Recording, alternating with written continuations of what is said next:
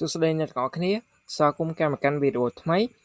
នៅក្នុងវីដេអូនេះដែរគឺខ្ញុំនឹងធ្វើការបង្ហាញអ្នកទាំងអស់គ្នាអំពីរបៀបនៃការដំឡើងកម្មវិធី Sing School នៅលើ KOOMPI OS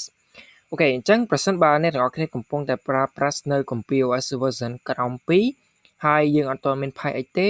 យើងអាចធ្វើការដំឡើង PyX របស់យើងបានដោយគ្រាន់តែយើងវាយពាក្យថា py.s ធំ PyX តោះណាតមកយើង press នៅប៊ូតុង Enter អូខេបន្ទាប់មកយើងវាយពាក្យ y ធំវាយអក្សរ y ធំហើយយើង Enter ទៀតទៅអញ្ចឹងការដំឡើងនៅ PyX របស់ខ្ញុំគឺទទួលបានជោគជ័យហើយដើម្បីដឹងថានៅក្នុង PyX នេះគឺវាមានអីគេខ្លះយើងគ្រាន់តែវាយពាក្យថា PyX ដក clear ដក l តូចតមក press នៅប៊ូតុង Enter អូខេអ្នកទាំងអស់គ្នាអញ្ចឹងយើងមើលមកនៅការបង្ហាញនេះគឺតេតងនេះគឺកន្លែង name នេះគឺជាឈ្មោះ installation នេះគឺរបៀបនៃការ install ដែលយើងគ្រាន់តែយក command ហ្នឹងទៅ pass នៅក្នុង terminal របស់យើងហ្នឹងឬក៏ console ហ្នឹងដែលខ្ញុំកំពុងបង្ហាញហ្នឹងទេអូខេអញ្ចឹងវាមានកម្មវិធីជាច្រើនដូចជា Android normal ដូចជា ASC timetable Chinese support គឺ Chinese support ហ្នឹងគឺសម្រាប់ឲ្យអ្នកនរគ្នាធ្វើការ support ទៅលើភាសាចិនប្រសិនបើកុំព្យូទ័ររបស់អ្នកនរគ្នាអត់ទាន់ស្គាល់នៅភាសាចិនទេហើយយើងអាច install នៅ iOS support ប្រសិនបើកុំព្យូទ័រអ្នកនរគ្នាត្រូវការ copy រូបភាពឬក៏ឯកសារចេញពីទូរស័ព្ទ iPhone អញ្ចឹងវាអត់ support យើងគ្រាន់តែដំឡើងនៅ iOS support ហ្នឹងទៅគឺវាsupport ពីកុំព្យូទ័រ KOOMPI OS របស់អ្នកទាំងអស់គ្នាហ្នឹងទៅកាន់ទូរស័ព្ទ iPhone របស់អ្នកទាំងអស់គ្នាហើយយើងមានកម្មវិធីដូចជា ខ្មែរ Typing KOOMPI Academy KOOMPI Stream Master PDF Editor File ហើយបើសិនជាកុំព្យូទ័ររបស់យើងខូចផៃយើងគ្រាន់តែដំឡើង PyX ហ្នឹងតាមរយៈ យើងគ្រាន់តែដំឡើង Py ហ្នឹងតាមរយៈ PyX វិញហ្នឹងមកហើយអូខេឥឡូវយើងចូលមកកម្មវិធីបទរបស់យើងគឺកម្មវិធី Sing នេះគឺយើងគ្រាន់តែ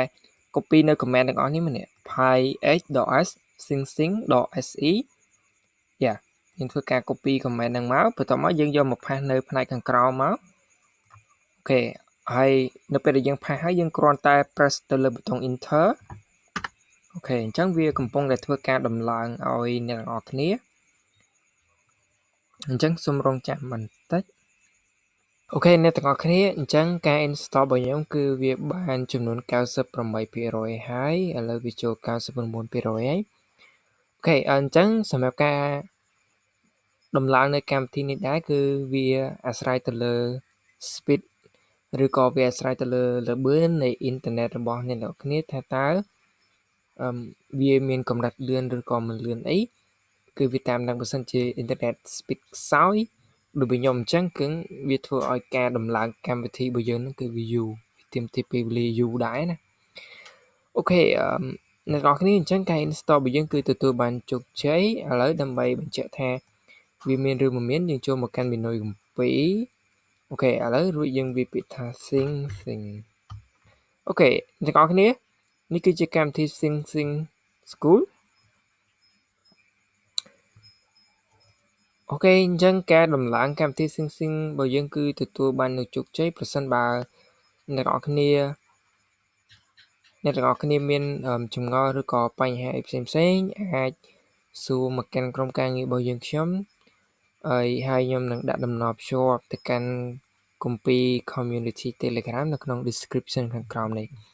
អរគុណអ្នកទាំងអស់គ្នាសម្រាប់ការប្រើប្រាស់ KOOMPI ក៏ដូចជាអរគុណសម្រាប់ការទស្សនាវីដេអូមួយនេះដែរជម្រាបលាអ្នកទាំងអស់គ្នាជួបគ្នានៅវីដេអូក្រោយ